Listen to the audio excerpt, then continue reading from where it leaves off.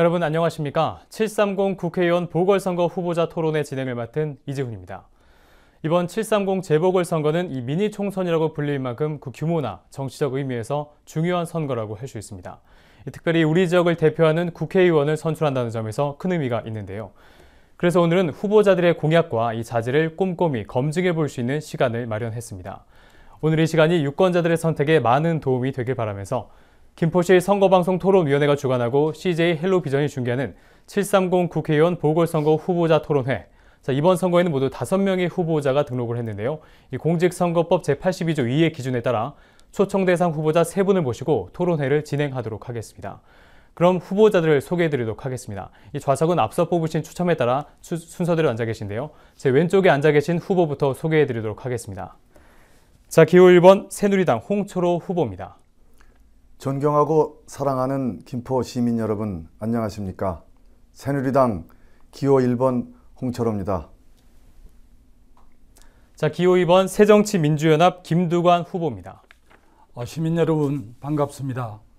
새정치민주연합 기호 2번 큰 일꾼 김두관입니다. 반갑습니다. 자, 기호 4번 정의당 김성현 후보입니다. 안녕하십니까. 정의를 위해서 일하는 정의당 소속 기호 4번 김성현 인사드립니다. 자, 본격적인 토론에 앞서 토론 규칙을 말씀드리겠습니다. 오늘 토론회는 후보자 기조연설에 이어 이 사회자 공통 질문에 대한 답변, 그리고 사회자 개별 질문에 대한 상호 토론과 자유 토론으로 진행이 됩니다. 자, 후보자 발언 시간에 대해서 말씀드리면 이 사회자 공통 질문에 대한 답변 시간은 각각 2분, 또 사회자 개별 질문에 대한 상호 토론과 반론 시간은 각각 1분 30초입니다. 이 후보자들께서는 이 시간에 유념하셔서 발언해 주시기 바랍니다. 자, 토론회 질문과 답변 순서는 추첨에 따라 현재 좌석 좌측에서 우측 방향으로 진행이 됩니다. 자, 그럼 본격적으로 730 국회의원 보궐선거 후보자 토론회 진행해 보도록 하겠습니다. 자, 먼저 그러면 후보자들의 기조연설을 들어보겠는데요. 이 후보자께서는 2분 이내에 기조연설을 해주시기 바랍니다. 그럼 먼저 새누리당 홍철호 후보부터 기조연설 해주십시오. 예, 우리 김포에서 태어나고 자랐습니다. 그리고 지금까지 기업을 운영해오고 있습니다. 이번 선거는 자신의 미래를 위해서 싸우는 후보와 김포의 미래를 위해서 출마한 후보 간의 대결입니다. 즉, 민생과 정쟁의 대결입니다. 한창 크는 아이가 밥을 잘 먹어야 하듯이 크는 과정에 있는 우리 김포도 많은 예산이 필요합니다. 인구가 30만이 넘었는데도 불구하고 인프라는 고작 10만 수준에 머물고 있습니다. 지금도 인구는 계속 늘고 있습니다. 지하철, 도로, 교통, 보육, 교육, 많은 부문에 막대한 예산이 필요합니다.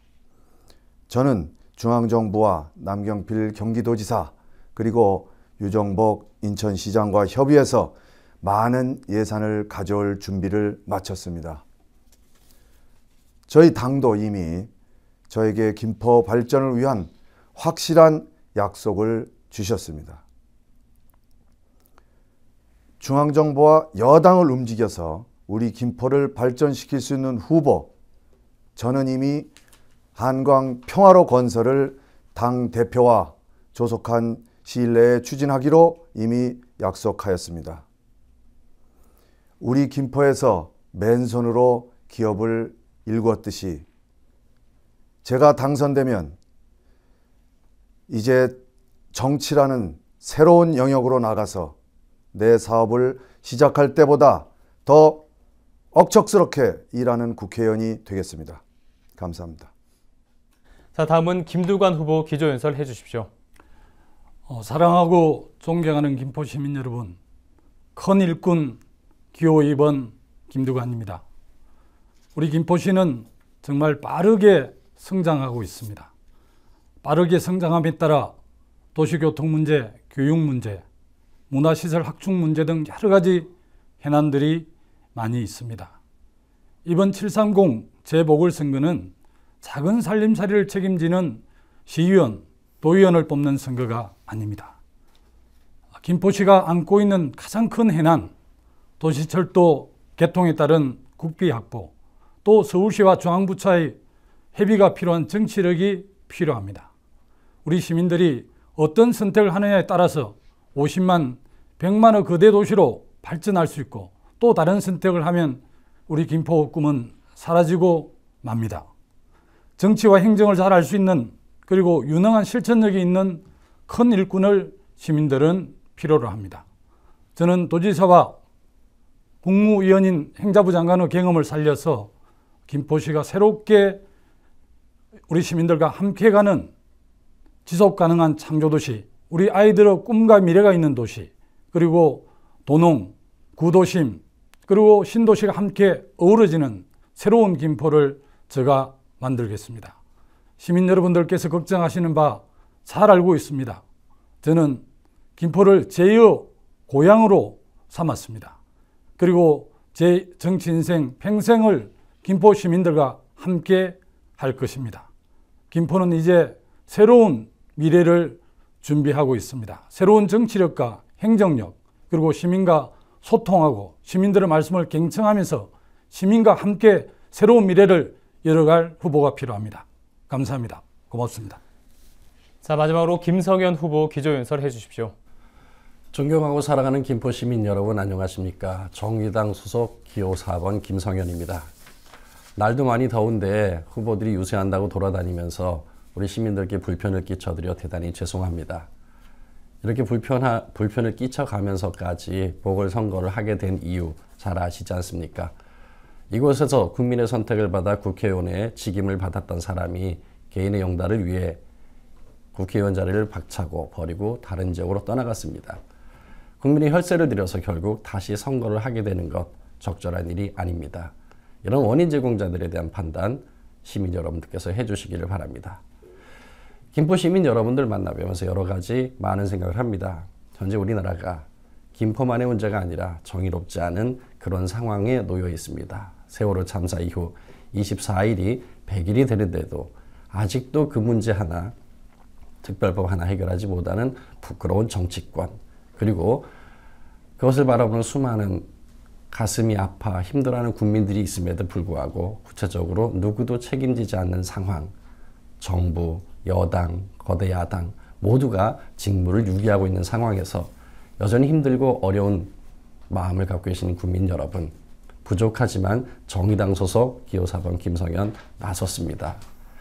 정의가 실종된 사회, 정의가 사라진 사회, 그 사회에서 우리가 안전을 꿈꾸며 살아간다는 것 모순 아니겠습니까? 생활 속에서 작은 데서부터 정의를 되찾는 일, 그것이 안전사회로의 전환을 위한 구체적인 노력이 될 것이라 생각합니다. 김포 시민 여러분들께서 함께 마음을 모아서 이제 새로이 만나게 된 김포 시민들이 따뜻한 복지 공동체를 만드는데 함께 힘을 쏟을 수 있도록 저부터 최선을 다하겠습니다. 도와주십시오. 고맙습니다. 자, 그럼 본격적으로 토론회를 시작하도록 하겠습니다. 첫 번째 사회자 공통 질문입니다. 이 후보들께서는 사회자 공통 질문에 각각 2분 이내에 답변을 해주시기 바랍니다. 자, 첫 번째 질문은 공교육 정상화에 대한 부분입니다. 질문을 제가 읽도록 하겠습니다. 오는 2학기부터 학교 현장에 적용될 공교육 정상화 촉진 및 선행교육 규제에 관한 특별법, 이른바 선행학습금지법에 대한 논란이 일고 있습니다. 이 법안대로라면 이 초중고교에서 해당 학년의 교육과정을 벗어난 내용을 가르치거나 시험에 출제하면 학교나 교사가 징계를 받게 되고 학원 역시 선행교육을 광고하거나 홍보하면 규제를 받게 됩니다. 하지만 법안이 시행되더라도 학부모가 학원이나 가정에서 사교육으로 자녀에게 선행학습을 시키는 데는 사실상 제한이 없다는 지적이 나오고 있습니다. 이러한 선행학습금지법에 대해 각 후보자들은 어떻게 생각하시는지, 또 진정한 사교육비 절감을 위해서는 어떤 정책이 필요하다고 생각하시는지 생각을 밝혀주시기 바랍니다. 자, 그럼 순서에 따라 김두관 후보부터 답변해 주십시오. 흔히 교육을 100년 대계라고 이렇게 그럴 정도로 많은 국민들께서 교육에 대한 많은 관심들을 갖고 있습니다. 또 한국이 지금 이 정도 선진 사회로 간 것은 아마 우리 국민들의 높은 교육열 때문이 아닌가 저는 그렇게 이해하고 있습니다. 한국 사회에서 교육 문제는 저는 우리 사회적 지위를 규정하는 가장 중요한 제도라고 생각을 합니다. 정말 명문고등학교, 또 명문대학, 유학, 인류대 출신이 아니면 우리 사회의 사회적 지위를 확보하지 못하는 이런 구조적 문제를 해결하지 않고서는 공교육 정상화는 저는 불가능하다고 생각을 합니다. 저는 유럽 선진사회를 1년 정도 연수를 했습니다만 독일이나 프랑스에서는 대학 진학률이 35% 정도 됩니다. 그리고 나머지 학생분들은 직업학조 마이스터를 졸업해서 직업에 취직을 하게 되는데요. 직업학교를 졸업해서 취직하는 그 학생들이 4년제 대학을 나온 사람들하고 동등한 대우를 받고 있고 민주시민으로서의 법적 지위를 받는데 아무런 지장이 없습니다. 그래서 교육을 구조적으로 개혁하지 않으면 아무리 노력해도 저는 공교육이 정상화되지 않는다고 생각을 합니다. 그리고 학벌 위주의 우리 사회를 근본적으로 바꾸지 않으면 사교육비가 줄어들 수가 없습니다. 아무리 많은 돈을 투입해서라도 자기 자식을 잘되게 하려는 그런 이 사회적 구조를 저는 바꾸는 게 공교육을 정상화하고 대한민국 미래를 열어가는 교육 시스템이라고 생각을 합니다. 특히 이제 교육 문제는 도교육청에서 주관을 하고 있는데요. 이번에 경기교육감으로 선출되신 이재정 저와 참여정부에서 함께 했던 분께서 혁신학조 지정이랄지 자기학습 강화랄지 이런 여러 가지 방안들을 갖고 계신 것으로 알고 있고 저도 함께하고 동의하고 있습니다. 자, 다음으로 김성현 후보 답변해 주십시오. 예, 선행학습 규제법의 필요는 이미 오래전부터 공감이 되었기 때문에 진행이 된 것인데요. 안타깝게도 한계가 있는 것이 이미 드러나 있어서 매우 참 답답한 심정입니다. 무엇이든지 법으로 해결하고 하려는 것, 일면 공감이 되지만 일면 참 어리석은 일일 때도 있습니다. 결국 그 법을 운용하고 그 법의 지배를 받는 사람들이 어떻게 그것을 받아들이느냐에 따라 매우 다른 결과를 낳기 때문입니다. 선행학습을 금지하겠다라고 하는 근본 취지와 방향에 대해서는 매우 공감을 합니다. 하지만 사교육기관에서 그것이 여전히 규제 없이 풀려 있다면 공교육과의 괴리가 너무 커지기 때문에 지금의 그 심각성을 해소하기 어렵다고 생각합니다. 그래서 이 내용에 대한 변화, 그 규제법의 내용을 손질해야 될 필요가 분명히 있는데요. 그 무엇보다 가장 근본적으로는 공교육의 정상화, 그것이 정답일 것입니다. 하지만 공교육 정상화를 외쳐오고 주장했던 사람은 참 많이 있음에도 불구하고 아직도 정상화되지 않으니 너무 오랜 세월 정상화만 얘기하는 거 아닌가 싶은 그런 때때로 지겨움을 갖고 있기도 합니다. 그럼에도 불구하고 공교육의 정상화 없이는 현재 이런 불행한 학생들을 매우 입시 기계로 내몰고 하는 이 현실이 극복되긴 어렵습니다. 아까 다른 후보도 말씀하신 학력이나 이런 문제로 차별하는 것들을 해소하는 것은 대단히 필요하지만 그 모든 것들은 결국 공교육 정상화에서 답이 나온다고 생각합니다. 그런 노력의 일환들이 혁신학교 확대 그리고 고교 평준화 실시 이런 등의 제가 내세운 공약과도 같은 이런 시도와 노력들이 결합이 될 때 공교육 정상화의 과정이 제대로 풀려갈 것이라고 생각합니다. 가장 큰 문제를 해결하지 않고 그저 어떤 제한적인 그런 법을 꺼내놓고 해결하려고 하는 것 한계가 있습니다. 안타깝습니다. 자, 마지막으로 홍철호 후보 답변해 주십시오. 우선 이 문제는 공교육의 정상화를 통해서 사교육 문제가 해결돼야 된다고 생각을 하는데 동의합니다. 하지만 지금 김포에는 40개의 초등학교가 있고 22개의 중학교가 있으면 또 고등학교가 13개가 있습니다. 그런데 우선 가장 기초적인 단계인 보육시설부터 한번 보겠습니다. 국립, 공립, 사립 막론하고 보육시설이 인프라가 태부적입니다. 지금 김포로 이사 오신 어머니들이 보육의 애로를 많이 겪고 계십니다. 우선 이 문제 해결되지 않고서는 질을 얘기하기에는 너무 심각한 면이 많습니다. 두 번째, 교육의 문제입니다. 지금 신도시 내의 가연초등학교라든지 고창중학교라든지 과밀학급입니다. 당장 내년부터 이 문제 해결하지 않으면 우리 자녀들이 컨테이너 교실에서 콩나무 시루처럼 공부를 해야 될 지경에 이를지도 모릅니다. 이 문제 시급히 해결해야 하고요.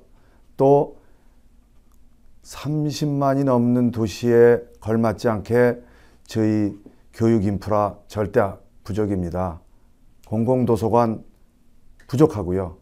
특히 다른 지역에서 이미 정착돼 가는 영어 도서관은 꿈도 못 꾸고 있습니다.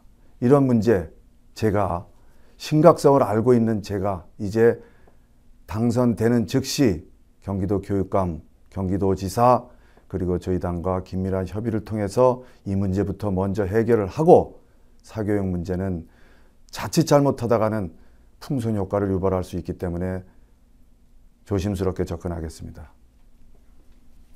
네, 답변 잘 들었습니다. 이어서 두 번째 공통 질문 드리겠습니다. 자, 이번 질문은 공공부문 부정부패 척결 방안에 대한 질문입니다. 역시 질문을 읽겠습니다.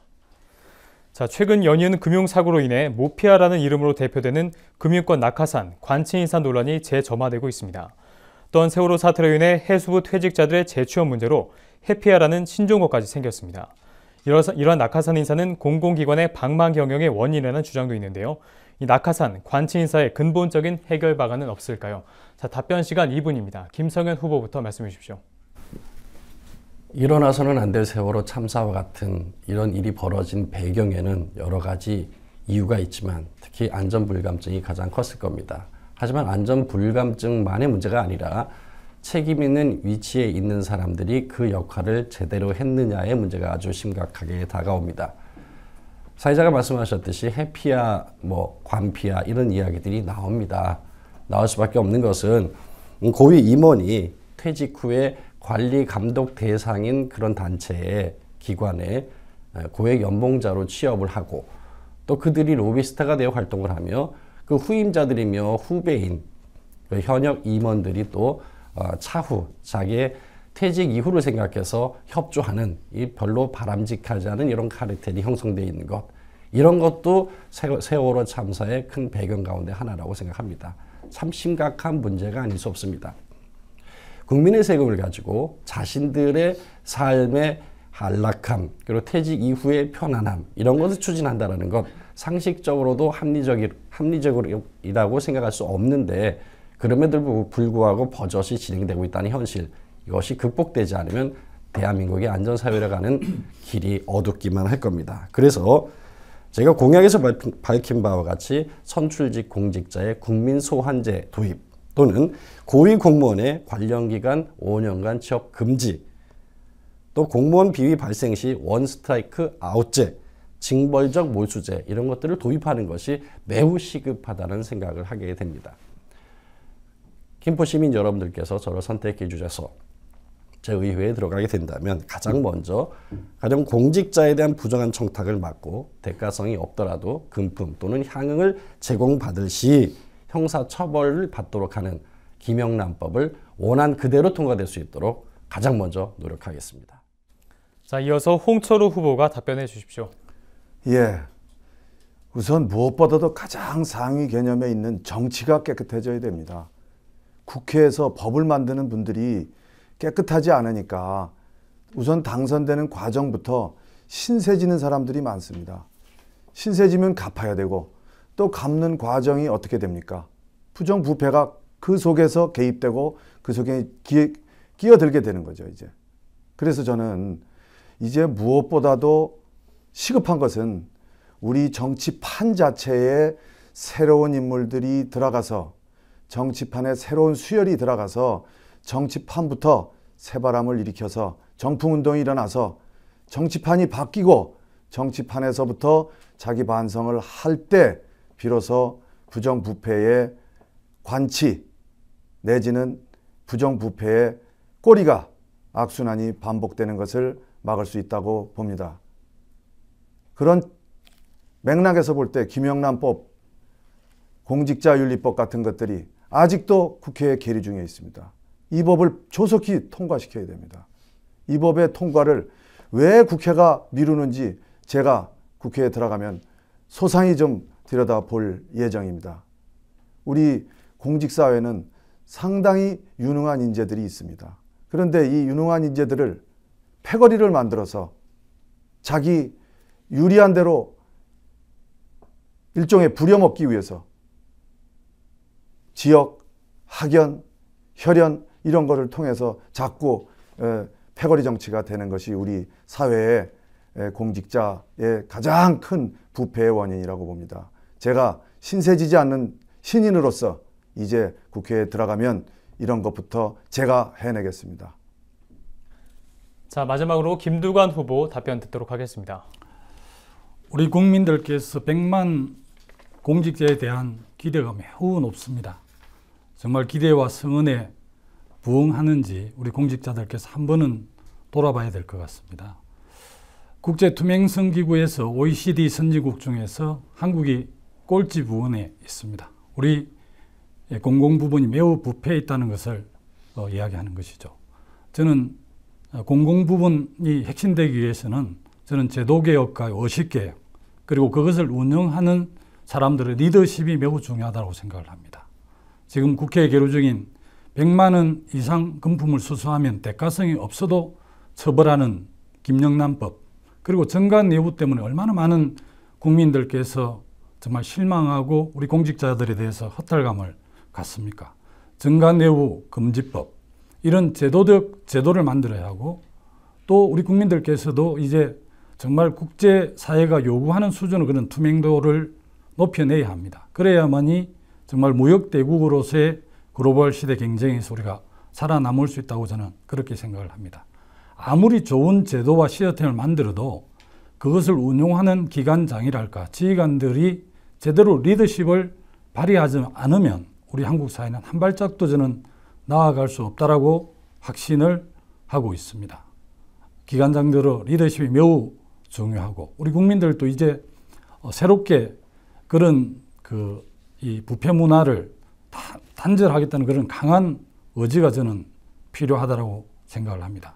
저 김두관 도지사 또 행정자치부 장관을 하면서 공직사회 개혁을 위해서 나름대로 최선을 다해왔습니다. 국회에 들어가면 우리 공직사회가 거듭날 수 있도록 최선을 다하겠습니다. 공직사회의 변화와 개혁을 주도해 내겠습니다. 자, 마지막 공통질문은 지역 현안과 관련된 질문입니다. 바로 경인 아라뱃길에 대한 내용인데요. 질문입니다. 자, 막대한 예산이 투입된 경인 아라뱃길이 원래 목적인 운하로서의 기능을 거의 하지 못하고 있습니다. 이 경인 운하를 운행하는 여객선들도 수익성이 좋지 않아서 많은 어려움을 겪고 있다고 하는데요. 현재 수자원공사와 김포시 간의 시설물 인수에 대한 협의가 진행 중으로 협의가 마무리되면 이 김포시는 매년 10억 원의 예산을 관리 비용으로 투입될 것으로 예상하고 있습니다.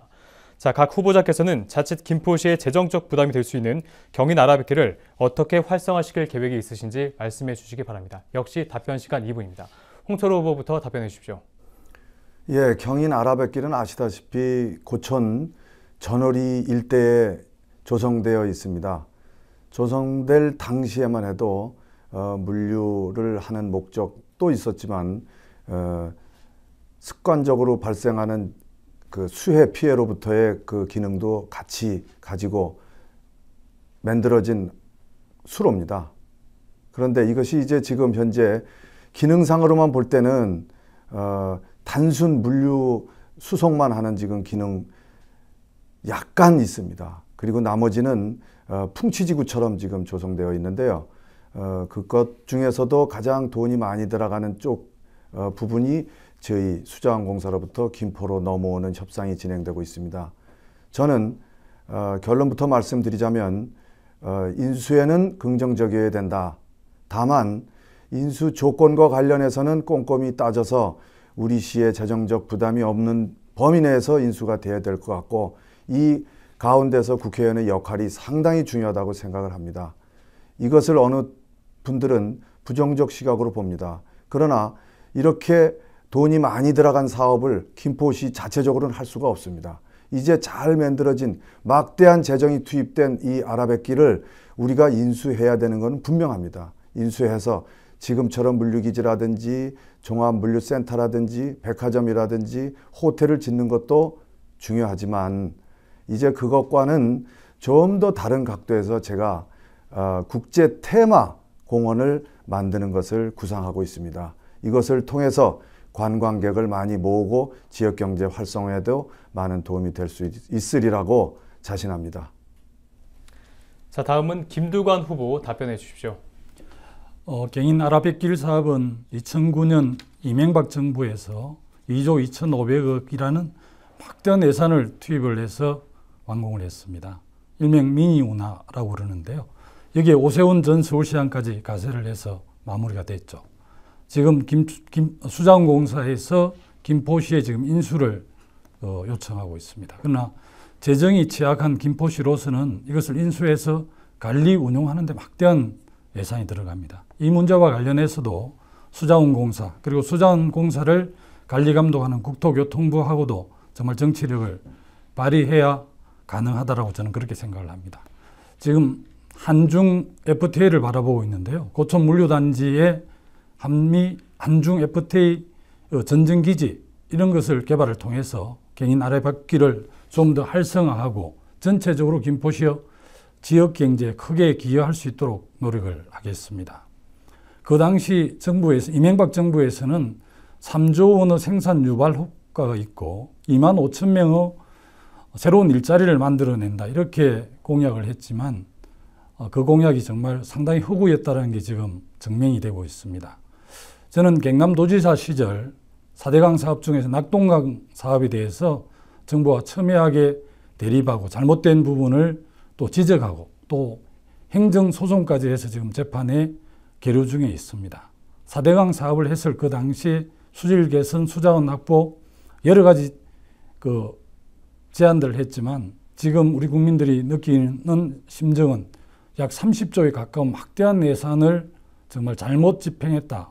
이런 판단들을 하고 있습니다. 경인 아라뱃길 사업이 2조 2,500억이 들어간 사업인 만큼 우리 김포시가 인수해서 잘 활용하는 데 저희 지혜를 총동원하겠습니다. 자, 마지막으로 김성현 후보가 답변해 주십시오.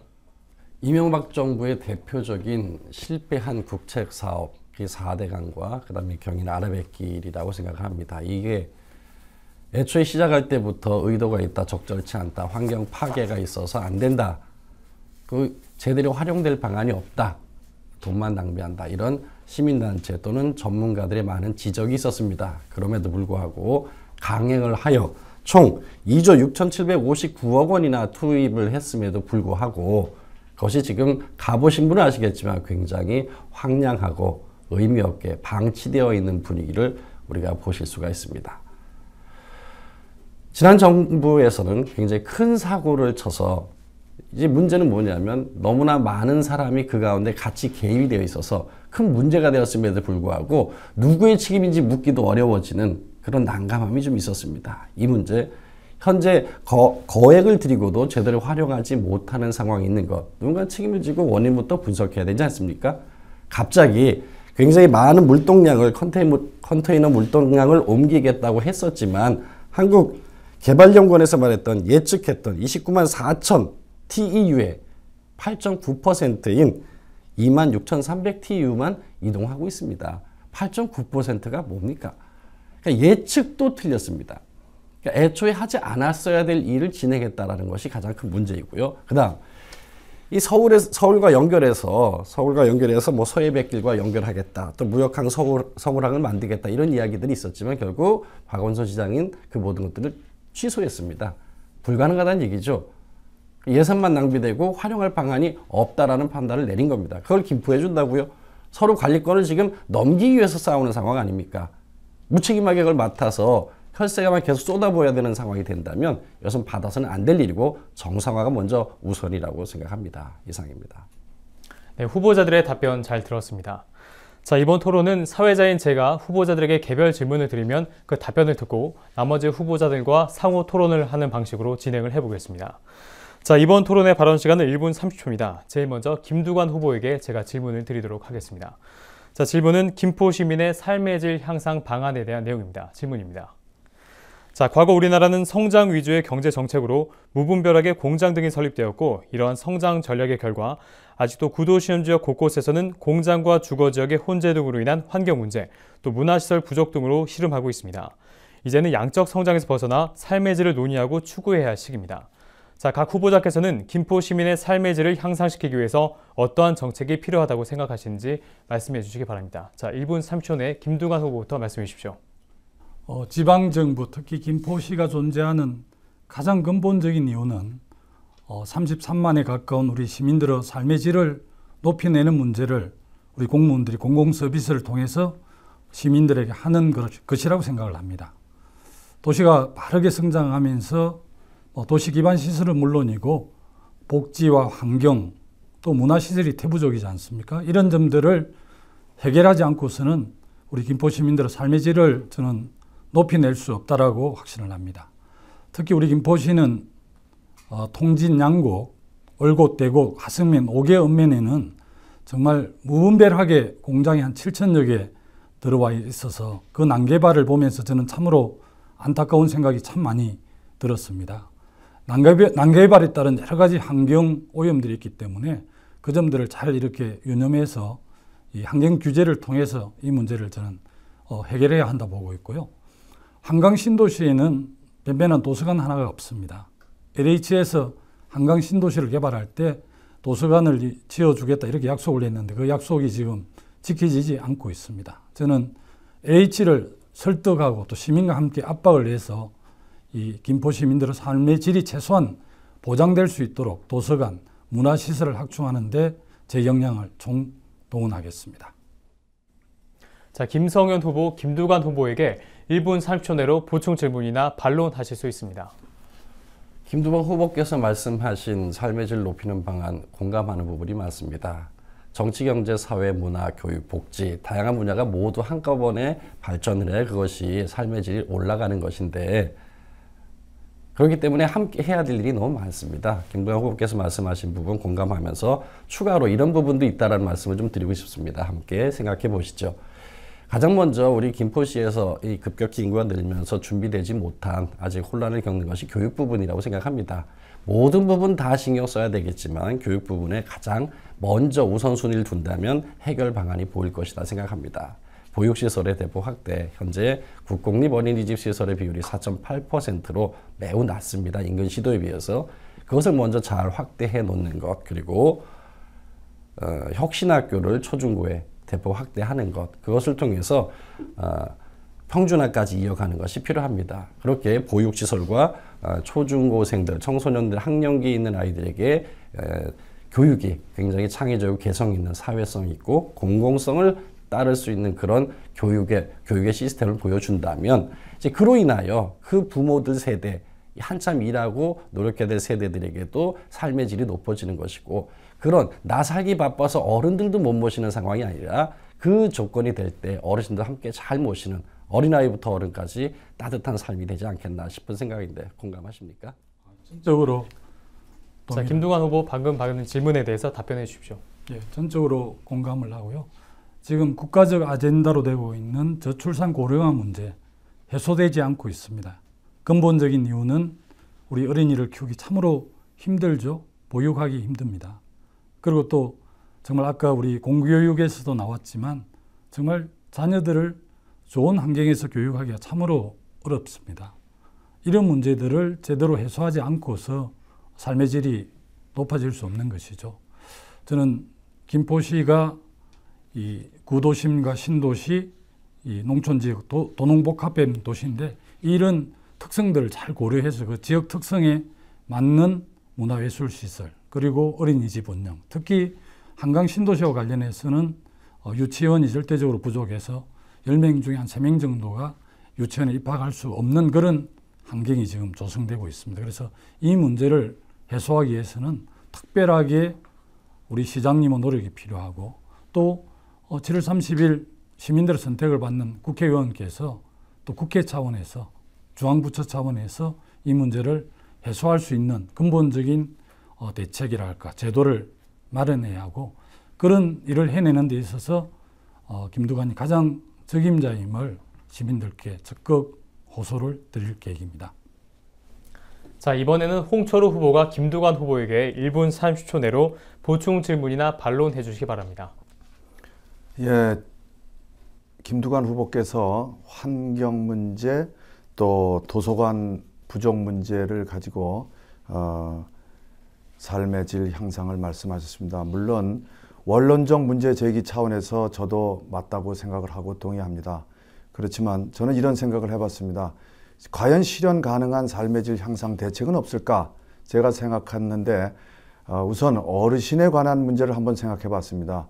우리 어르신들의 지금 현재 처해 있는 문제 중에 가장 큰 문제가 독거노인 문제입니다. 홀로 사시는 어른들의 외로움을 어떻게 달래주는가, 이것이 우리가 해야 될 일 중에 하나인데요. 그래서 경로당이라든지 주민센터라든지 하는 공동체 생활 속에서 어르신들이 외로움을 달랠 수가 있습니다. 이 과정에 우리 김포 같은 경우에는 시에서 약 경로당별로 10에서 15만 원씩의 보조금이 주어지고 있는데요. 드리고 있는데요. 제 생각에는 이 보조금이 지금보다는 한 3배 정도는 증액돼야 된다고 생각을 하고요. 혹시 경남도지사를 지내셨으니까 경남도의 상황은 어떠신지 답변을 좀 해주시면 고맙겠습니다. 어쨌든 우리 어르신들의 삶의 질도 우리가 심각하게 따져봐야 될 때라고 생각을 합니다. 자, 김두관 후보 이에 대해서 답변해 주십시오. 저는 대한민국이 지금 이 정도의 선진국 문턱에 들어선 것은 지금 보릿고개 또 이런 지금의 어르신들의 세대들의 특별한 노력 덕분이라고 저는 그렇게 생각을 합니다. 기본적으로 지금 어르신들은 사회적 약자라고 이렇게 규정할 수 있고요. 또 지방정부든 강력지방정부든 존재하는 이유가 가장 사회경제적 약자를 보듬는 거라고 생각을 합니다.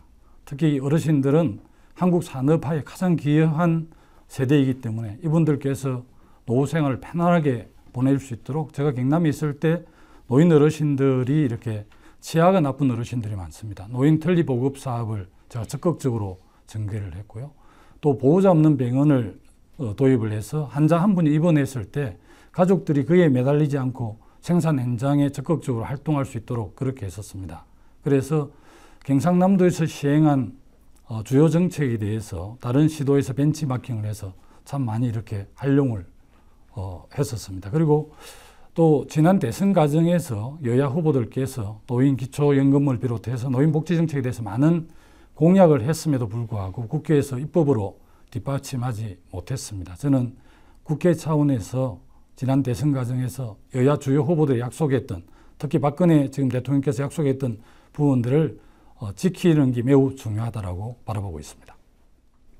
네, 김포 시민들의 삶의 질 향상을 위한 다양한 계획 잘 들었습니다. 자, 이번에는 제가 김성현 후보에게 개별 질문 드리도록 하겠습니다. 이번 질문은 복지재원 마련 방안에 대한 내용입니다. 질문입니다. 자, 우리나라는 OECD 국가 중 복지 수준이 낮은 편으로 복지에 대한 요구가 증대하는 한편 재정 건전성과 성장에 기반한 지속 가능한 복지를 선호하는 경향을 보이고 있습니다. 자, 또한 GDP 대비 사회복지 지출은 9.8%로 OECD 국가 중 최저 수준으로 앞으로 점점 복지 지출은 늘어날 것으로 예상되고 있는데요. 이 재정 건전성을 해치지 않고 복지 서비스를 강화할 수 있는 복지 재원 마련을 위해서는 어떤 정책이 필요하다고 생각하십니까? 자, 1분 30초 내로 김성현 후보 답변해 주십시오.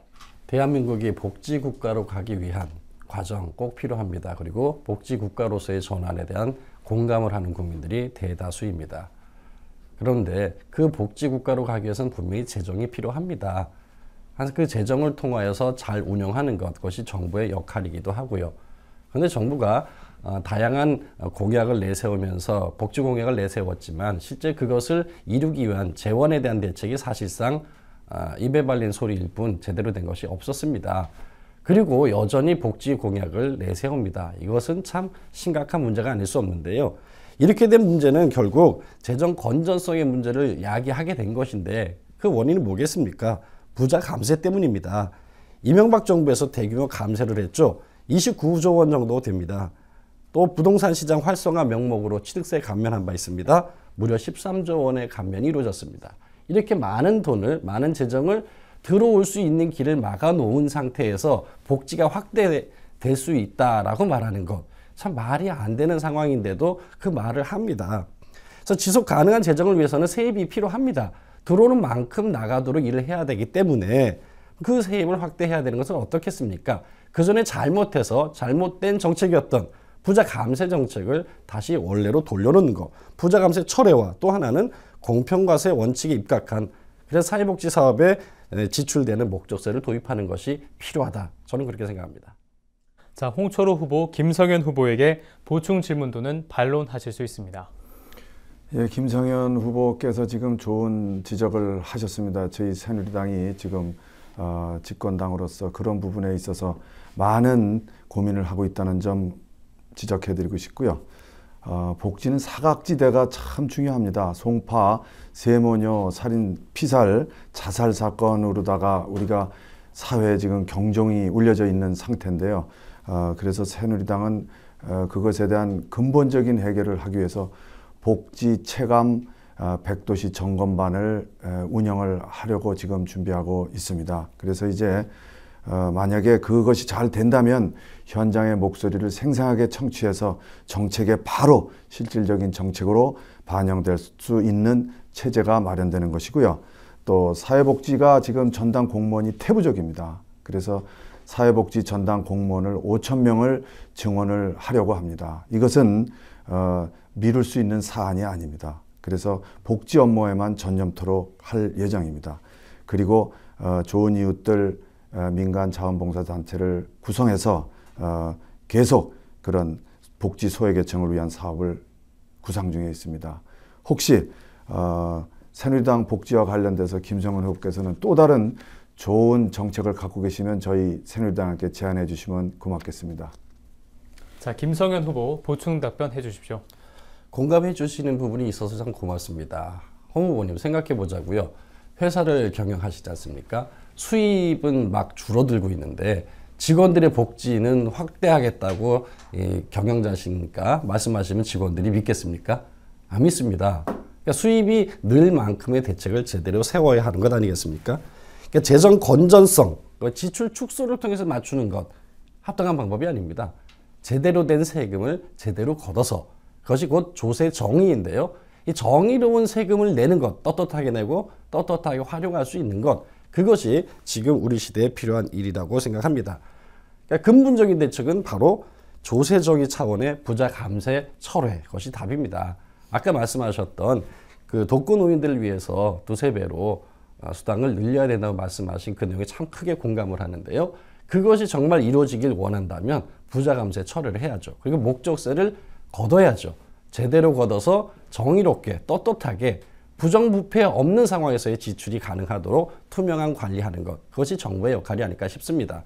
그러나 지난 세월 동안 이명박 정부에서도 그랬고 박근혜 정부도 사실 장밋빛 공약을 많이 내세운 바가 있었습니다. 한편 저는 기대도 했습니다. 공감하는 부분도 있었으니까요. 하지만 공약은 공약에 그쳤을 뿐 현실이 그것을 따라가지 않는다면 그것을 거짓말이라고 하고 사기라고 하는 것입니다. 제대로 하길 바랍니다. 부자 감세 철회 필요합니다. 자, 이번에는 김두관 후보가 김성현 후보에게 보충 질문 또는 반론하실 수 있습니다. 김성현 후보께서는 교육 전문가이심에도 불구하고 조세체계, 조세 정의에 대해서 많은 공부를 하신 것 같아서 너무 고맙고 감사를 드립니다. 저는 소득이 있는 곳에 반드시 가세가 있어야 한다고 생각을 합니다. 그래서 지금 우리 공직 후보자들도 전부 집으로 보내는 이 유인물에 세금 체납 문제를 다 이렇게 적시하게 돼 있을 정도로 세금 문제가 매우 중요하다고 생각을 합니다. 특히 이제 OECD 선진국 중에서 전체 GDP 대비 거의 복지 예산이, 복지 재정이 한 25% 전후가 됩니다. 우리는 굉장히 많이 복지 재정을 확대했다 하지만 GDP 대비 9%에 불과한 것이거든요.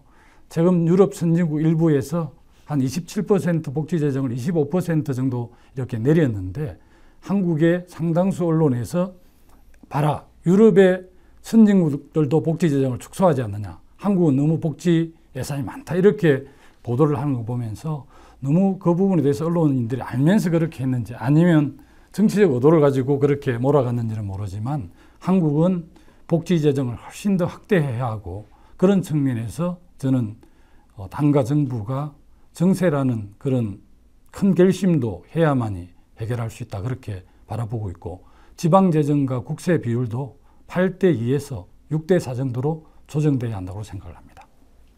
자, 김성현 후보 1분 30초 내로 마무리 답변해 주십시오. 우리나라에서 많은 전문가들, 관심 있는 사람들은 이제 유럽의 복지 문화, 복지 사회 이런 부분을 부러워합니다. 부러워할 만하거든요. 하지만 그 복지가 나눠지는 데 있어서는 그 전제가 있었습니다. 조세 정의가 있는 것이죠. 매우 높은 비율의 세금을 내면서도 그분들이 저항하지 않고 낼 수 있는 것은 그 많은 세금을 내고서도 교육, 일자리, 주택, 의료 이런 문제에 대한 충분한 혜택을 받고 있기 때문에 그것이 가능한 것이거든요. 그 지출될 때 그것이 정의롭게 떳떳하게 사용될 수 있고 공평하게 사용되고 투명하게 집행된다는 측면에서 국민들이 공감하기 때문에 그것이 계속 지속이 가능한 것이라고 생각합니다. 즉 우리는 바라는 기대치가 많이 높아졌습니다. 사회복지를 위해서 일한다라는 것, 그것은 어떤 특정 분야의 사람들이 아니라 우리 국민 모두가 공감하고 배려하고 나누는 것이어야 하지 않겠습니까? 제 아내도 사회복지사 자격을 갖고 있습니다. 온 국민이 그 부분에 대한 관심을 매우 크게 갖고 있는데 그것을 잘 집행하기 위한 일, 그것은 결국 정부의 투명함 또는 정부의 깨끗함 이런 것이 전제되어야 하고 공직사회가 투명해져야만 그것이 가능하기에 이것은 동시적인 사건이라고 봅니다. 복지와 투명성 같이 이루어가야만 국민들이 안심할 수 있지 않겠나 싶습니다. 자, 김포시 복지 서비스 강화를 위한 재원 마련 방안 잘 들었습니다. 자, 이번에는 제가 홍철호 후보에게 개별 질문 드리도록 하겠습니다. 이번 질문은 부동산 정책에 관한 내용입니다. 질문입니다. 자, 현 정부의 부동산 정책은 침체된 부동산 경기를 살려야 할 필요성, 집값 또는 전세값 폭등을 막아야 한다는 당위성, 또 가계부채 확대를 막아야 한다는 지적, 세수를 확대해야 한다는 요청 등 이 다양한 변수들 사이에서 우선순위를 정하지 못하고 오락가락한다는 비판을 받고 있습니다. 자, 각 후보자께서는 부동산 정책에 있어서 어떤 것에 우선순위를 두어야 한다고 생각하시는지, 또 이런 여러 가지 의견을 조화시킬 수 있는 방안에 대해 말씀해 주시기 바랍니다. 자, 답변 시간은 1분 30초입니다. 홍철호 후보 답변해 주십시오. 예, 우리 김포의 부동산 정책을 논하기 전에 부동산 시장의 문제는 다른 곳에 있지 않습니다. 당초 김포에 가지고 있는 잠재적 매력에 김포로 이사 오신 분들이 보통 분양가가 한 평당 1,000만 원 정도 했습니다. 그런데 지금 현실이 40% 정도가 증발하고 약 600만 원 정도의 거래가 되고 있는 실정입니다. 이 문제가 가장 심각한데요. 이것은 지금 인위적으로 어떻게 해서 되는 것도 있지만 전체적으로 우리 국가적으로 경제가 살아나야 될 문제라고 봅니다. 대전제는 경제가 좋아져야 된다고 보는데요. 어쨌든 최경환 장관 경제부총리께서 부동산 경기 부양책도 지금 내놓으셨고 또 부동산 경기가 최근에 약간씩 살아나는 움직임을 좀 보이고 있습니다. 차제에 LTV나 DTI를 완화시켜 줌으로써 구매 여력이 증가하고 거래가 활성화된다면 부동산 수요 공급 밸런스가 좀 맞지 않을까. 그렇게 해서 내 집 가진 분들에 대한 불만을 해소하고 그것이 또 연장되면은 그 전세 시장도 안정화되고 부득이하게 전세를 사셔야 되는 분들은 이 부분에 주목할 것이라고 생각을 합니다. 자, 김두관 후보, 홍철호 후보에게 보충 질문 또는 반론하실 수 있습니다. 현장에 계시기 때문에 현장 상황을 잘 알고 계시는 것 같아서 다행스럽게 생각을 합니다.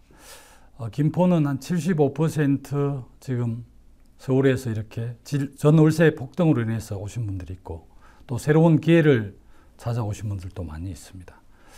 정부가 부동산 활성화 정책을 지금 최경환 경제부총리께서 내놓으셨지만 과연 시장에서 그게 시장에서 크게 연동해서 반응을 할지는 좀 더 두고 봐야 될 것 같고요. 또 김포시에도 하우스푸가 엄청나게 많이 생겼습니다. 그래서 부동산 활성화를 통해서 우리 한강 신도시 주민들이 지금 느끼고 있는 상실감을 극복해야 되는 것은 맞습니다. 그러기 위해서는 LH가 원래 한강 신도시를 설계했던 마스터 브랜드로 마무리를 잘하는 것이 매우 중요하다고 생각을 합니다. 그리고 또 김포가 안고 있는 여러 가지 상황과 조건들을 잘 고려해서 골드베리를 할지 또 시내폴리스를 할지 또 융합 복합도시 이런 부분들이 잘 정비가 돼서 전체적으로 김포시가 도시 경쟁력을 갖고 전체적으로 서울에 있는 많은 분들께서 주목할 때만이 저는 이 부동산 문제를 근본적으로 해결할 수 있다. 이 점에 주목을 하고 있습니다.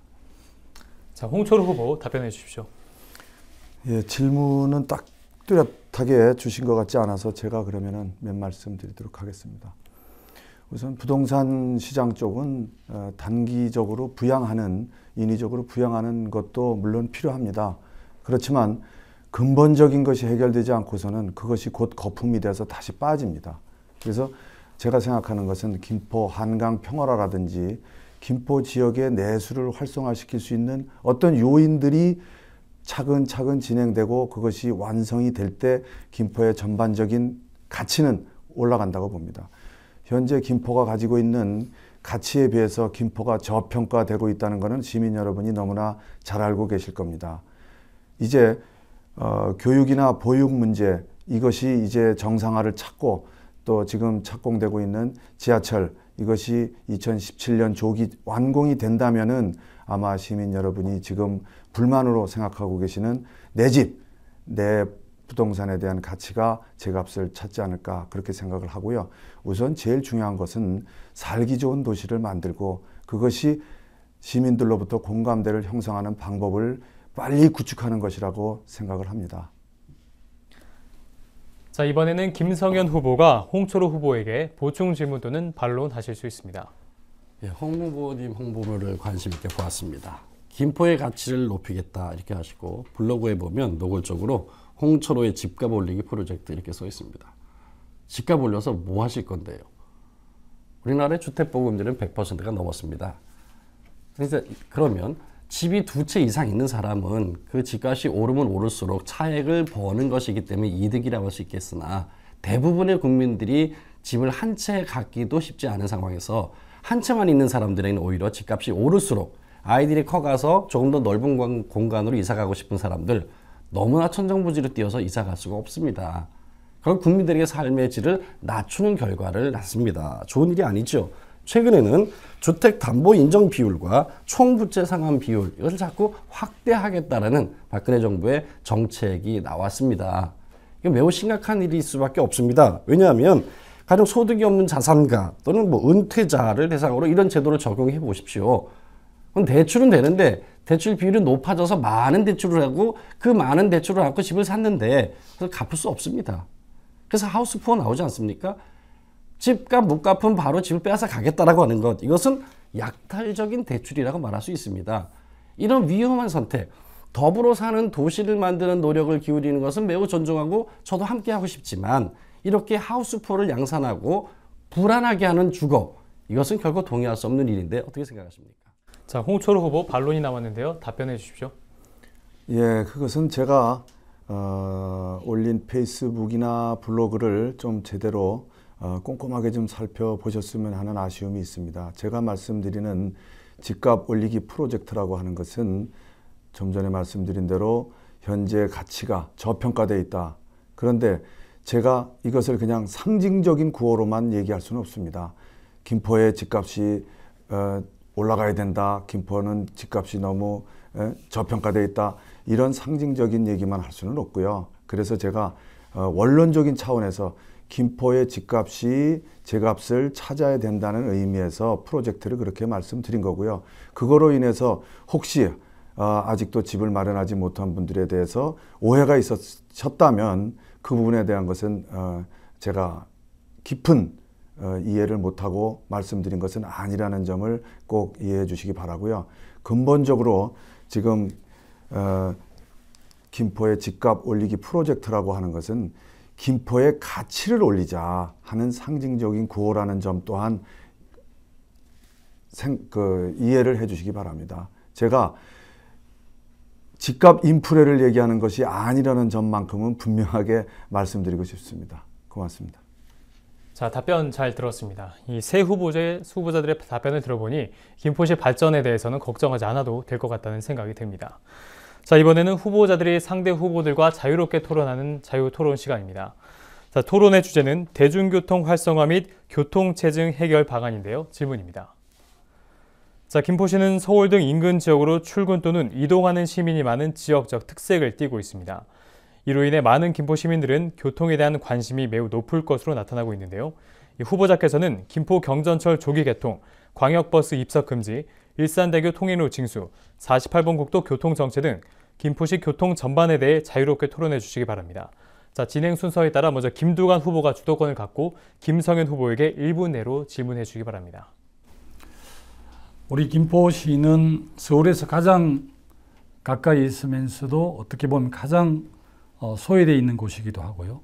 또 한편으로는 가장 빠르게 발전하면서 그에 따른 도시기반 시설 또 교통 문제가 심각하게 지금 시민들이 불편함을 느끼고 있습니다. 그래서 이 교통난을 해소하는 데 있어서 가장 지금 중요한 해난은 역시 시장께서 지난번 착공식을 한 도시철도 건설인데요. 전체 한 1조 5천억 정도 예산이 소요되는 걸로 되어 있습니다.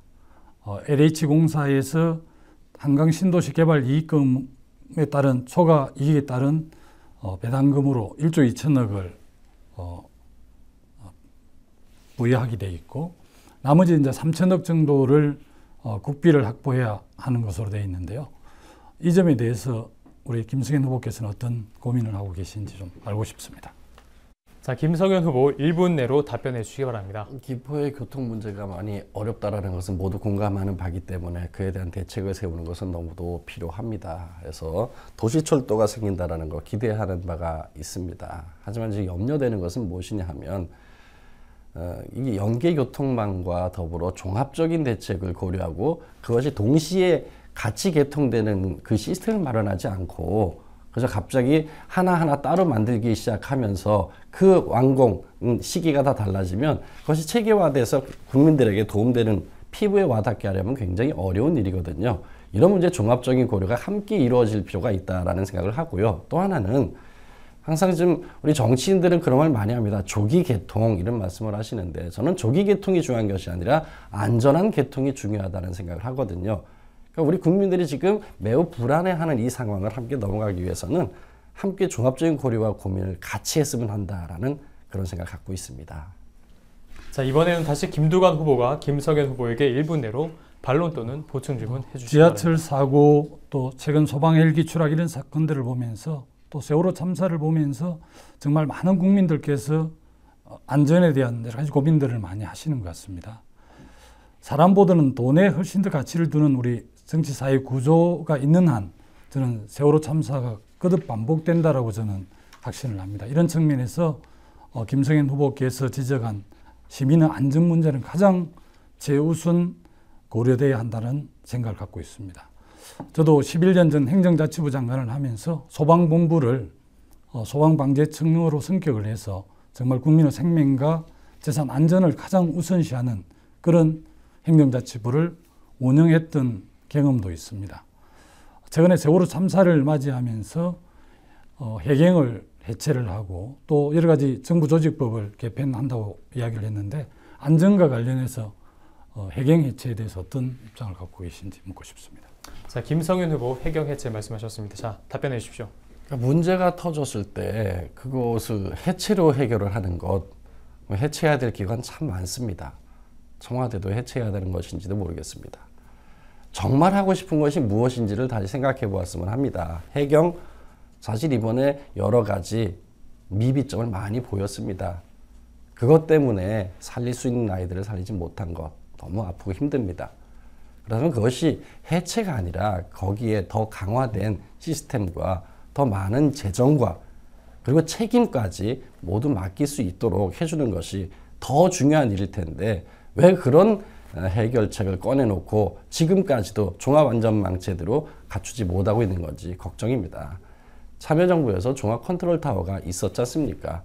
그 있는 것을 왜 없애고서 이제 와서 허둥지둥 되는지 결국은 도로 하나씩 다 회복할 거 왜 그렇게 차별화하려고 했는지 참 안타까운 심정입니다. 답답합니다. 네, 이번에는 김두관 후보가 홍철호 후보에게 질문해 주시기 바랍니다. 지난 6.4 지방선거 때 우리 홍철호 후보께서는 새누리당 당협위원장 자격으로 또 새누리당 후보들께서 여러 가지 공약을 했는데요. GT에서 수도권 GTX 일산에서 김포로 이렇게 연결하겠다 이런 공약을 하신 것으로 알고 있는데 최근 설거머니 그 공약이 사라지고 인천에서 지하철을 연결하겠다 이렇게 말씀을 하시더라고요. 제가 이렇게 현장에 느낀 바로는 지난번에는 지방선거 때는 김문수 지사의 공약에 얹히려고 했고 또 이번 지금 730 보궐선거와 관련해서는 유정복 인천시장의 공약에 얹히려고 하는 거 아닌가 이런 의심을 하게 되는데 왜 갑자기 GTX에서 다시 인천 지하철 연결로 후보 공약이 바뀌셨는지 그 점을 좀 궁금해서 물어보고 싶습니다. 자, 홍철호 후보 답변해 주십시오. 예, 고맙습니다. 6.4 지방선거 당시에 저희 당이 GTX 사업 추진을 시민들께 공약으로 말씀드렸던 거 맞습니다.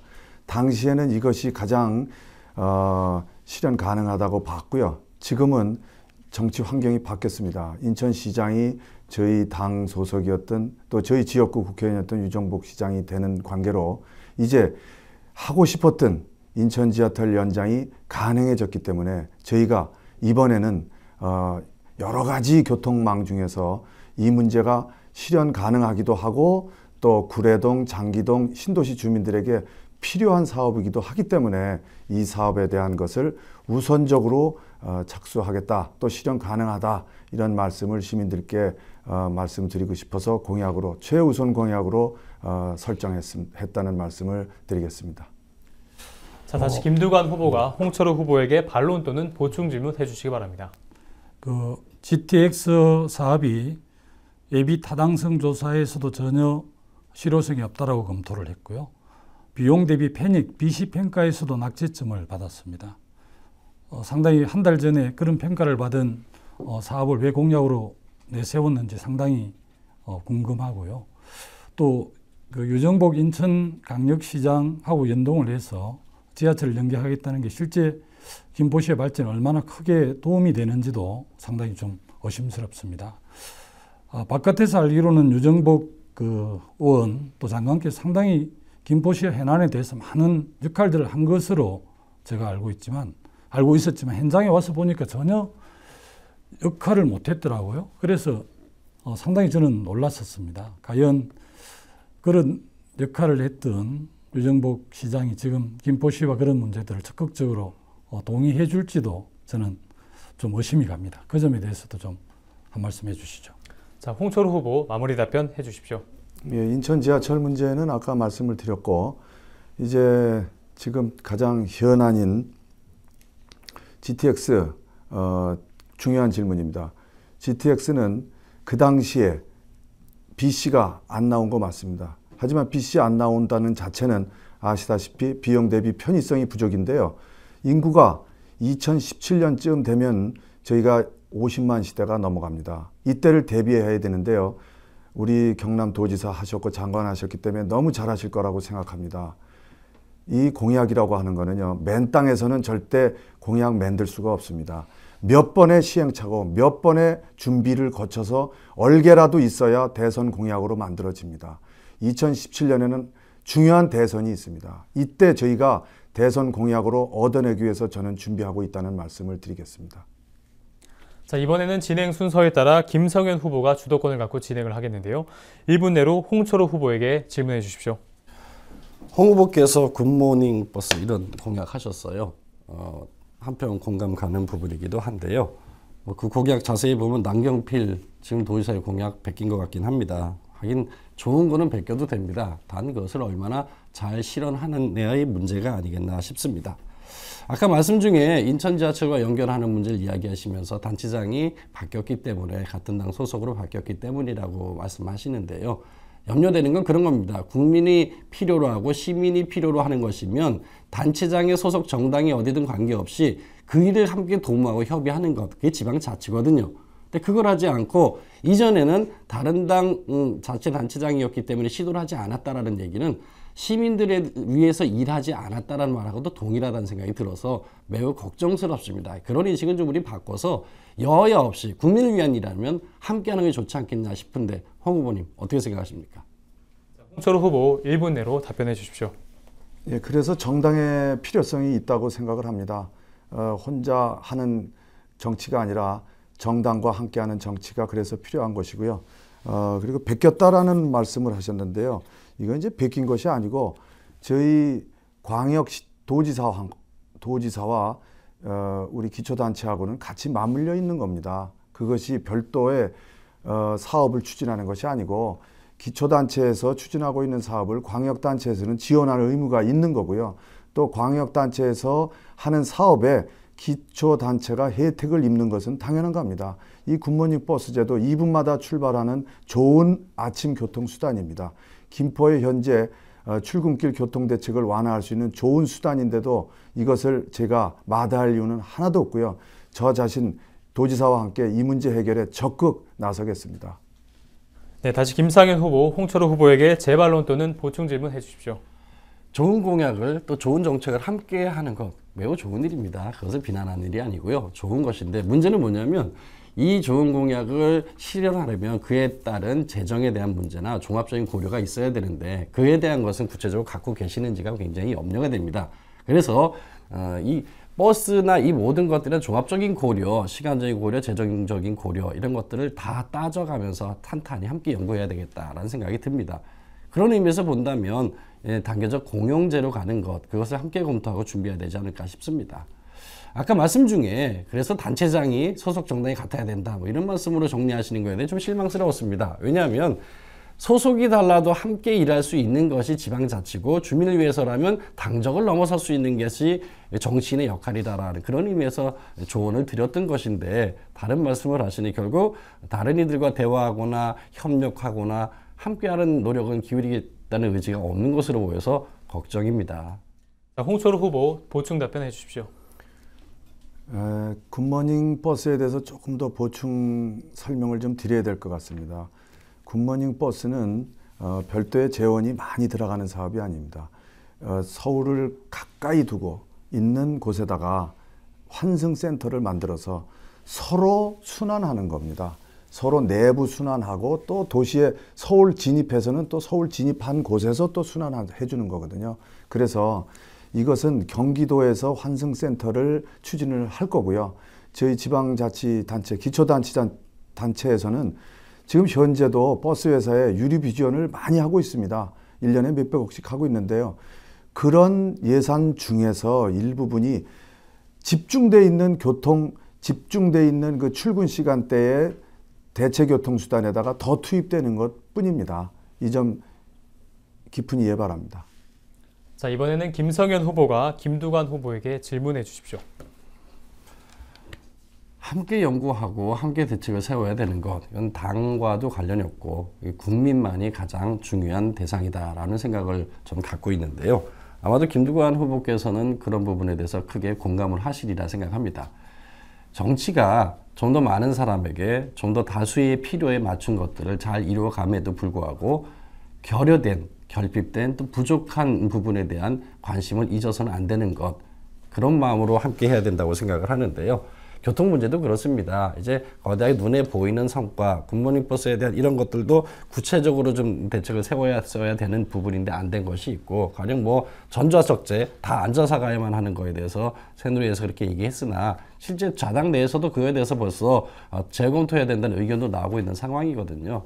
이런 이제 정치적인 난맥을 보면서 장관도 하시고 도지사도 하셨던 우리 김두관 후보께서는 어떤 생각이 드는지 한번 의견을 주시면 좋겠습니다. 자, 김두관 후보 답변해 주십시오. 저는 지난 1년간 독일에 전수를 하면서 독일의 연합 정치를 보면서 참으로 많은 그 소외를 느꼈습니다. 당이 다름에도 불구하고 상대당의 정책을 승계해서 마무리해주는 그런 모습들이 너무 좋았고요. 또 지금 독일은 대연정을 하고 있지 않습니까? 물론 선거 기간에는 진영 논리로 이렇게 싸우지만 선거가 끝나고 나면 자기를 지지하지 않는 절반의 이 시민들을 안는 그런 정치가 돼야만이 여야를 뛰어넘는 김포시의 미래 발전을 위해서 머리를 맞대릴 수 있다고 생각을 하고요. 물론 시장과 국회의원 또 도의원과 시의원이 한 정당이 다수를 차지하는 게 김포시의 발전에 훨씬 유리할 수도 있고 또 정당을 뛰어넘는 협력도 저는 필요하다고 생각을 합니다. 제가 독일에 있을 때 남경필 의원이 독일을 2번 방문해서 한국 미래 정치를 위해서 정당을 뛰어넘는 국민을 위한 정치 이런 걸 했는데 이제 우리도 한번 깊이 고민해 볼 때가 됐지 않나 싶습니다. 자, 김상현 후보, 김두관 후보에게 보충 질문 있으시면 해주십시오. 예, 그 답변에 매우 공감합니다. 사실 우리 이 나라의 경우에 양당제 구조가 너무 고착화가 심해서 또 다른 의견 제시, 더 다양한 생각들 그리고 합리적 대안 제시에 대해서도 외면하는 현실이 참 많이 안타까웠거든요. 가령 세월호 특별법을 만드는데 유가족들의 뜻을 가장 많이 담고 그 절절한 심정을 읽어가며 만든 정의당의 세월호 특별법이 가장 먼저 나와 있었거든요. 그럼에도 불구하고 거대 여야 정당에서는 자기들의 의견, 당리당략에 따라서 너무 싸우기만 하느라 정말 유가족의 마음을 아는지 국민의 뜻을 헤아리는지 염려될 만큼 아직도 해결 못하고 있거든요. 16일까지는 한다 그러더니 아직도 못하고 그렇게 석고대죄하며 정말 죽도록 제대로 한번 해보겠다라는 의지를 보이지 않고 있어서 답답한데요. 새정치 소속으로 우리 김두관 후보께서도 그런 마음은 아니리라 전 생각하는데 그렇겠죠? 자, 김두관 후보 보충 답변 해주십시오. 그런 측면에서 정의당은 적어도 빛과 소금의 역할을 충분히 하고 있다고 저는 생각을 합니다. 우리나라 선거제도가 소선거구제이기 때문에 선거만 하면 새누리는 150석, 제가 속해 있는 새정치민주연합은 130석 이렇게 합니다. 3당 4당이 출연하기가 쉽지 않아요. 물론 정의당이 5석을 갖고 있습니다만 적어도 그 민의를 충분하게 제대로 반영하는 정당 명부식 비례대표제로 바뀐다면 1당이 과반수를 점하기 매우 어렵습니다. 그렇게 되면 1당과 3당, 1당과 2당이 대연정도 하기도 하고 또 1당과 4당이 소연정을 해서 정말 소통하고 함께하는 그런 연합 정치를 하게 되죠. 여야가 첨예하게 대립하는 지금의 정당 구조는 근본적으로 혁신을 해야 하고요. 많은 정치인들이 선진사례를 보면서 그렇게 해야 된다고 주장함에도 불구하고 돌아오면 기득권을 버리지 못하는 이런 문제 때문에 이 문제가 해결되지 않고 있습니다. 저는 그 부분을 가감하게 기득권을 버려야 새로운 정치가 시작된다고 봅니다. 네, 잘 들었습니다. 자, 이제 마지막으로 홍철우 후보가 주도권을 갖고 진행을 해보겠는데요. 자, 먼저 1분 내로 김두관 후보에게 질문해 주십시오. 지금의 지하철 문제는 아시다시피 민선 5기 민주당 시장이 9호선 직결을 공약으로 내세워서 당선이 되면서 시작됐습니다. 그래서 9호선 연결은 못하고 결국은 민자와 재정사업 사이에서 4년간 표류하다가 결국은 시장 선거 직전에 기공식하는 것으로 끝이 났는데요.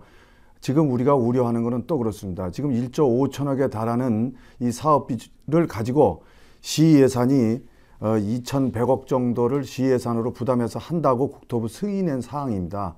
이 사항을 국토부에서 승인을 받은 것을 어떻게 김두관 후보께서는 국비를 지원받아서 조기 개통하신다고 하는지 또 그거 준비하시다가 또 늦어지는지를 많은 시민들이 우려하고 있습니다. 이 부분에 대한 확실한 답변을 좀 주시면 고맙겠습니다. 자, 김두관 후보 1분 내로 답변해 주시기 바랍니다. 재정 자립도가 한 40%밖에 안 되는 우리 김포시로서는 3천억이라는 그 막대한 예산을 투입할 수가 없습니다. 그렇게 되면 정말 복지 재정이라든지 시민들의 삶의 질을 높이는 그런 정책들을 아무도 할 수 없죠. 제가 도지사를 하고 있을 때 경남 창원시에 도시철도가 입안이 됐습니다. 전체 1조가 들은 사업인데요. 국비가 6천억이고요. 경남도가 2천억, 창원시가 2천억 이렇게 해서 완공하는 것으로 합의가 됐습니다. LH가 부담한 1조 2천억은 당연히 개발 이익 한수금에서 부담하는 것이기 때문에 당연히 그렇게 해야 하고요. 가까운 의정부 경전철도 6천억 예산 중에 1천억 정도를 국가가 지원을 했습니다. 그래서 충분하게 우리나라의 한 300여 명의 국회의원들이 다 그런 교통특별회계 이런 지원을 통해서 지하철 문제를 또 경전철 문제를 해결하고 있기 때문에 충분히 그렇게 할 수 있습니다. 의지의 문제라고 생각을 합니다. 자, 홍철우 후보, 김두관 후보에게 보충 질문 해주십시오. 지금 지하철이 가지고 있는 문제점이 두 가지라고 하는 거에 대해서 김두관 후보께서 알고 계시리라 믿습니다. 우선 하나는 일양 전철의 문제입니다. 지금 현재로서는 30만 뿐이 안 되지만 궁극적으로는 50만, 60만 시대를 대비해야 되는데도 불구하고 역사가 일양에 맞춰져 있습니다. 이 부분은 충분하게 고려가 다시 돼야 된다고 생각을 하는데 플랫폼만이라도 4량에 맞춰서 준비가 돼야 된다고 생각하는데 이 부분에 대한 답변과 또 출구가 3개로 되어 있는 곳이 있습니다. 이런 곳에 대한 안전성의 문제는 무엇과도 바꿀 수 없는 문제인데도 불구하고 그냥 그대로 예산 문제 또 기술적인 문제를 가지고 시장께서 추진하려고 하시는데 이 부분에 대한 김두관 후보님의 확실한 생각을 묻고 싶습니다. 자, 김두관 후보 답변해 주십시오. 당연히 50만, 100만을 바라보고 있기 때문에 2량으로는 부족하고요. 최소한 4량으로 역사를 누리는 것은 너무나 당연하다고 생각을 합니다. 물론 총설계가 마무리되어 있지만 부분 보완을 통해서 개정한 시민들의 삶이 존중될 수 있도록 저는 기본적으로 바꿔야 된다고 확신하고 있고 이 점에 대해서는 홍철우 후보와 뜻을 같이 하고 있습니다. 좀 다른 차원에서 자유토론이니까 좀 물어보면요. 홍철호 후보는 김포를 너무나 잘 알고 토박이라고 이렇게 계속 주장을 하셨는데, 제가 알기로는 저는 최근에 이사를 한 새내기지만 홍철호 후보께서도 계속해서 일산에서 사시다가 최근 후보로 확정된 이후에 이사를 했다고 제가 들었습니다. 그리고 초, 중, 고등학교 한 번도 그 김포에서 다니지 않은 것으로 우리 당의 한정혜 대변인이 어제 발표를 했는데, 그 점에 대해서도 좀 이 시점에서는 해명이 필요하지 않는가 싶은데 어떻습니까? 지금 홍철호 후보 발언권이 있지는 않는데요. 답변해 주십시오. 공식적으로 새정년에서 질문을 하셨습니다. 그래서 저희는 지금 학교를 제가 다닌 사실을 학적부를 공개할 거고요. 또 재산세 낸 거에 대해서 제가 납세 증명을 낼 거고요. 또 주민등록 이전과 관련된 문제는 그렇습니다. 저는 토박이를 얘기한 적이 없습니다. 단지 우리 반에 어느 학생이 전학을 와서 전학 오자마자 그 다음날 반장선거에 내가 나가겠다. 내가 참 이 반에서 가장 훌륭하지 않냐. 이런 논리는 맞지 않는다는 말씀을 드린 적은 있는데요. 그래서 저는 그런 겁니다. 저는 여기서 25년간 성인 시절을 다 이곳에 사업장을 두고 이곳에서 사업을 하면서 김포분들하고만 소통을 하면서 살았습니다. 많은 단체, 상공회의소, 체육회, 많은 단체에서 제가 직책을 맡고 생활을 했기 때문에 거주지의 문제가 그렇게 중요하다고 생각은 안 합니다. 자, 상호 토론 다시 진행하도록 하겠습니다. 다시 순서를 이어서 홍철호 후보가 김성현 후보에게 질문해 주시기 바랍니다. 예, 같은 질문입니다. 우리 지하철 사업의 중요성은 너무나도 현실 김포에 있어서는 중요합니다. 김포는 지금 큰 공항을 두 군데나 배후에 갖고 있는 천혜의 교통 좋은 입지를 가지고 있는데도 불구하고 그 간단한 시내에서부터 25km뿐이 안 되는 서울로 가는 대책을 마련하는데 10년 이상이라는 시간을 전전긍긍했습니다. 이제 비로소 이제 착공은 곧 될 예정입니다. 그런데 착공이 되는데 문제는 아까 말씀드린 대로 플랫폼이 지하철이 운행되고 있는데 플랫폼을 어떻게 키우며 또 안전성을 고려해서 출구가 양쪽으로 2개씩 마련되어야 된다고 생각하는데 이 점에 대해서 김성현 후보님은 동의하시는지 여쭙고 싶습니다. 자, 김성현 후보 답변해 주십시오. 동의 여부 전에 먼저 한번 말씀드리겠습니다. 10여 년 걸려서 겨우 이제 도시철도 연결을 했다, 이제 착공했다라고 말씀하시는데요. 그러니까 그럼 지난 10여 년간 이 지역 국회의원 하신 분은 도대체 뭘 한 건지 묻고 싶은 겁니다. 애초에 힘 있는 의원이라고 하면 또는 김포를 특별히 사랑한다고 하면 당적을 떠나서든 어떤 방법을 통해서라도 노력을 해왔어야 되는데 그걸 하지 않고 이제 겨우 그래요 착공만 해놓은 상황, 이제 그거에 대해서 다시 우리가 왈가왈부 얘기해야 되는 이 상황이 참 많이 서럽습니다. 동시적으로 모든 것이 그 연계되고 준비되어야 하는 도시개발을 실패한 사람들, 뭐 어느 당이든 관계없이 그 책임자들의 반성을 촉구합니다. 이제 앞으로 장기 플랜을 위해서 조금 넓혀 준비해야 되는 것까지는 가능합니다. 존중합니다. 필요하다고 생각합니다. 예산 문제를 함께 심도 있게 검토해야지 시간 끌다 보면 매우 늘어나는 그런 경우들 참 많이 봤거든요. 같이 검토해 보자고요. 예. 자, 홍철호 후보, 김성현 후보에게 보충 질문 또는 반론해 주십시오. 김성현 후보님께서 김두관 후보님에게 조기 개통이 중요한 것이 아니라 안전이 중요하다고 말씀 주신 거에 공감을 합니다. 저도 마찬가지로 이 안전 문제만큼은 타협도 안 되는 거고 또 양보해서도 안 된다고 생각을 합니다. 그래서 이번에 김두관 후보께서 국비를 2천억을 추가 마련을 해서 국가로부터 조기 개통을 하신다고 하는데, 만약에 국비 마련이 지연됨으로 인해서 조기 개통은커녕 당초에 계획했던 2018년도 개통도 안 된다고 가령하면, 그런 경우를 예상한다면 어떤 것을 택하실지 궁금합니다. 자, 김성현 후보 마지막으로 1분 30초 이내로 보충 답변해 주십시오. 돈이냐 사람이냐를 생각하고 선택하라고 하면 누구나 다 사람을 선택합니다. 그런데 현실 안에서 살면서 대부분의 경우 조금씩 치사해지고 남의 눈을 의식하면서 돈 쪽을 더 좋아하는 것을 가리려고는 하지만 그렇게 많이 물신에 빠져 있는 현실입니다. 그래서 돈이 얼마나 드느냐의 문제에 따라 그 부분에 대한 생각 참 많이 복잡해집니다. 그러나 저는 몇 번을 물어보신다 하더라도 우리 국민이 안전한 안전교통이 가장 우선되는 가치라고 생각하고요. 그러나 그 안전교통 때문에 그냥 계획했던 것도 제대로 하지 못하고 그냥 하세월 보내는 것도 동의할 수 없지요. 그만큼 감리와 집행, 그 모든 부분에 대해서 철저하고 투명하게 집행하는 것, 그것대로만 한다면, 그 기간만 지킨다면 안전교통엔 별 문제가 없다고 생각합니다. 하도 빨리빨리를 주장하고 공적 과실 위해서 그렇게 끌어가는 방법 바람직하지 않거든요. 사람이 먼저입니다. 자, 후보자 모두 수고하셨습니다. 이상으로 토론을 마치고 후보자들에게 마무리 발언할 수 있는 시간을 드리겠습니다.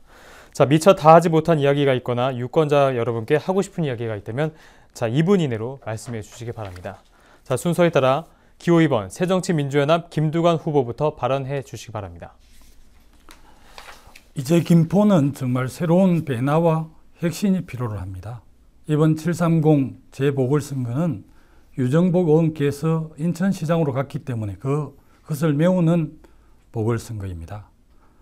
이번 730 재보궐선거는 지방 살림살이를 책임지는 작은 살림을 책임지는 시의원이나 도의원을 뽑는 선거가 아니라 시장이 제대로 일할 수 있도록 해난을 챙기고 국비를 확보하고 중앙부처와 서울시와 협의할 수 있는 정치력이 있는 큰 일꾼이 필요하다고 생각을 합니다. 이제 김포시는 50만 100만을 바라보고 있습니다. 도시의 품격에 맞게 지속 가능한 발전이 가능한 김포시로 거듭나야 합니다. 저는 군수와 장관, 도지사를 하면서 국정 경험과 행정 경험을 풍부하게 싸웠습니다. 이제 김포는 큰 일꾼을 필요로 합니다. 우리 김포는 25%의 원주민 토박이와 75% 서울에서 이주해온 사람, 그리고 다문화 가정에 시집 온 사람, 그리고 또 사흘린 동포들도 귀국을 해서 함께 하고 있습니다. 김포시라는 공동체 속에서 함께 어우러지고 미래의 꿈을 함께 설계하고 함께 고민하는 그런 공동체 시민으로 거듭나야 합니다. 토박이와 이주 온 사람을 가르는 그런 분열 정치 이제 끝을 내야 합니다. 더 큰 김포, 희망차고 미래의 김포를 위해서 저 김두관을 시민 여러분 선택해 주십시오. 25년 공직생활을 하면서 단 한 번도 부패에 연루되지 않았습니다. 한국 사회는 정말 새롭게 거듭나야 하고 그 중심에 저 김두관이 서겠습니다. 제2의 정치 인생 김포에서 시작하고 김포에서 끝을 내겠습니다. 도와주십시오. 감사합니다. 자, 다음은 기호 4번 정의당 김성현 후보 마무리 발언해 주십시오. 존경하고 사랑하는 김포 시민 여러분, 부탁드리고자 합니다. 사실 선거가 열려서 저희들은 열심히 유세도 하고 많이 알리려고 합니다. 한 분이라도 더 만나서 명함 드리고 싶은 그런 마음의 노력 중인데요. 많은 분들을 만나 뵙지 못합니다. 그리고 시민들께서도 말씀하십니다. 후보자들에 대한 정보가 부족해서 뭐 어떻게 선택할 수가 없다 이런 말씀 하시는데요. 그래서 한 방법을 말씀드리겠습니다. 이제 지금쯤은 도착해 있을 후보자 공보물을 잘 살펴봐 주십시오. 거기에는 후보자들이 어떻게 살아왔는지, 무슨 일을 하고 싶은지, 앞으로 할 수 있을 것인지 이런 것들을 알 수 있는 정보들이 담겨 있습니다. 잘 살펴봐 주시면 정말 일할 수 있는 사람인지 그저 한번 내본 건지 구분이 갑니다. 그래도 정리가 되지 않으면 이면을 봐주십시오. 후보자 신상 정보를 보시면 거긴 뭐 세금 낸 문제, 전과 문제 뭐 이런 등등의 내용이 다 담겨 있습니다. 제가 힌트 하나 드리자면 이런 겁니다. 후보자 전과에서 가령 세금 문제로 문제가 돼 처벌받은 전력이 있는 사람, 이런 사람 빼시면 됩니다. 또 하나 음주운전 경력자, 음주운전을 처벌받은 사람들, 이런 사람 뽑지 않으시면 됩니다. 그거 다 빼고 나면 좋은 후보가 보일 것이라 생각합니다. 음주운전은요, 누군가의 안전을 위해 하는 것인데도 그것을 알고도 하는 잘못입니다. 남의 생명을 지켜야 하는, 대한민국을 지켜야 하는 그런 사람들이 음주운전 전력자가 그런 일을 한다는 것 존중받기 어려운 일이라 생각합니다. 저는 그렇습니다. 술 취한 운전자에게 운전을 맡길 수 없듯이 술 취한 국회를 생각하는 것이 아니라면 그런 사람 배제해야 되겠죠. 저는 지난 10여 년간 교육 정책 전문가로 일을 해왔고 국회에서 입법을 하는 보좌관으로 일을 했습니다. 실제 이룰 수 있고 해온 사람, 임기가 얼마 남지 않은 보궐인데 할 수 있는 사람으로 선택해야 되지 않겠습니까? 기호 4번 김성현 부탁드립니다. 고맙습니다. 자, 마지막으로 기호 1번 새누리당 홍철호 후보 마무리 발언해 주시기 바랍니다. 우리 존경하는 김포 시민 여러분, 이번 토론회 잘 보셨죠? 어느 후보가 김포를 위할 수 있는 후보인지, 김포의 진정한 일꾼이 될 준비가 되어 있는 후보인지 보셨으리라고 생각합니다. 이제 판단하시고 주저하지 말아주시기 바랍니다. 어느 후보는 거물이라고 하고 큰 정치를 하겠다고 하십니다. 저는 그렇게 생각합니다. 절 보고 토박이라고 하시는데 저는 토박이라는 것에 나쁜 의미를 두는 자체가 문제라고 생각을 합니다. 토박이가 문제가 아니라 그 지역에서 생활하면서 그 지역에서 그 지역의 현안을 많이 알고 그 지역의 미래를 누군가와 함께 걱정해 본 사람이 지역구 국회의원이 될 수 있는 겁니다. 그렇지 않다면 왜 지역구 국회의원이 필요하겠습니까? 국회의원으로서의 입법기관으로서의 역할 충실하게 해야 됩니다. 물론 그렇지만 그보다도 어쩌면 더 중요한 것이 지역구 문제를 해결하는 국회의원이 돼야 된다고 생각을 합니다. 김두관 후보님께서는 큰 인물이시고 또 큰 정치를 김포에다가 접목시킨다고 말씀하십니다. 제가 이렇게 좀 권해드리고 싶습니다. 이제 누구나 사랑하는